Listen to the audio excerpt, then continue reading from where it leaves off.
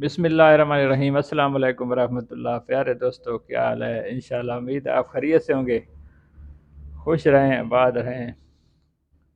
اچھا دوستو، آج مختصر سی ویڈیو کے ساتھ حاضر ہوا ہوں، صرف ہدایات دینے کے لیے اور کسی بھی معلومات دینے کے لیے تھوڑی بہت۔ تو اسلحہ رکھنے کے لیے سب سے پہلے تو لائسنس بھی لازمی ہے، اور ہم اپنی ورکشاپ میں بھی صرف لائسنسی ویپن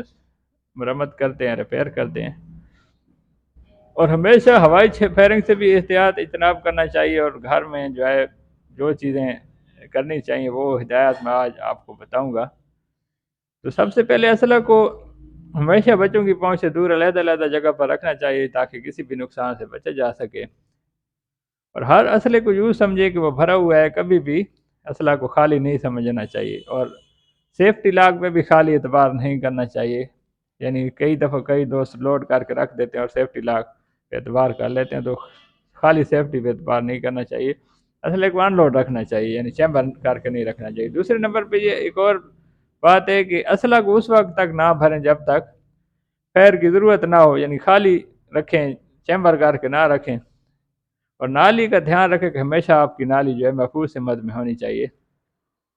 جب رکھیں تب بھی اور جب اٹھایا ہوا ہو تب بھی ویپن یعنی اسلحہ۔ اور اس کے بعد ایک اپنے ہدف پر صرف جب فائر کریں، یعنی آپ شوٹنگ وغیرہ جب کر رہے ہیں تو ہدف پہ فائر کریں، اور پتھر اور پانی وغیرہ پہ کئی لوگ فائر کر رہے ہوتے ہیں تو اس سے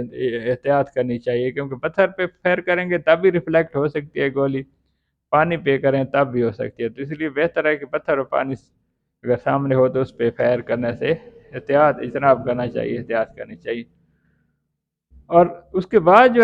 فائر سے پہلے، اور ہمیشہ جس طرح میں کہتا ہوں کہ فائر سے پہلے بھی یقین کر لینا چاہیے چیمبر کرنے سے پہلے کہ آپ چیمبر خالی ہے آپ کا، تو جب فائر مقصود ہو کرنا، فائر کرنے سے پہلے بھی چیمبر کی تسلی کریں، اور جب آپ شوٹ وغیرہ کر لیں تو فائر کرنے کے بعد بھی اچھی طرح سے چیمبر کی تسلی کریں کہ اندر سے خالی ہے، اور اس کے بعد صفائی کر کے وہ تو رکھ دیں گے، اس لازمی بات ہے۔ اس کے بعد اسلحہ اور امونیشن کو ہمیشہ بچوں کی پہنچ سے، میں تو اکثر کہتا ہوں کہ ہمیشہ گھر میں بچوں کی پہنچ سے دور علیحدہ جگہ پر رکھنا چاہیے تاکہ نقصان سے بچا جا سکے۔ اور ایک معلومات اور کہ میں اکثر پہلے میں نہیں دے سکا، کافی میری ویڈیوز ہیں تو اس میں نے کبھی بھی یہ بات ہمیشہ کارتوس بعض کا یہ مسئلہ ہو جاتا ہے، کارتوس مس ہونے کے بعد بیرل کو محفوظ سمت میں رکھتے ہوئے تھوڑی دیر انتظار کرنا چاہیے۔ اچھا کئی دفعہ ہو جاتا ہے اس طرح، کبھی کبھار کہ آپ فائر کرتے ہیں اور تھوڑی دیر بعد فائر ہو جاتا ہے، یعنی پہلے گولی مس ہوتی ہے، تھوڑی دیر بعد تو اندر سے گولی دھواں کر رہا ہوتا ہے، اس کا جو سپارک کر رہی ہوتی ہے اندر سے، یعنی کہ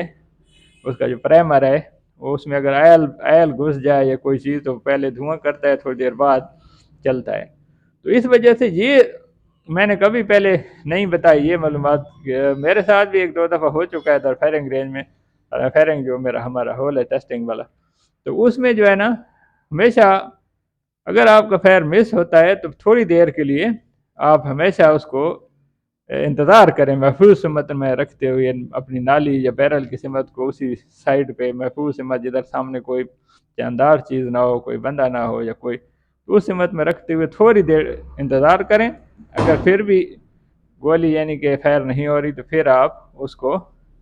ان لوڈ کر لیں، چیمبر سے نکال لیں۔ تو دوستو یہ مختصر سی معلومات تھیں،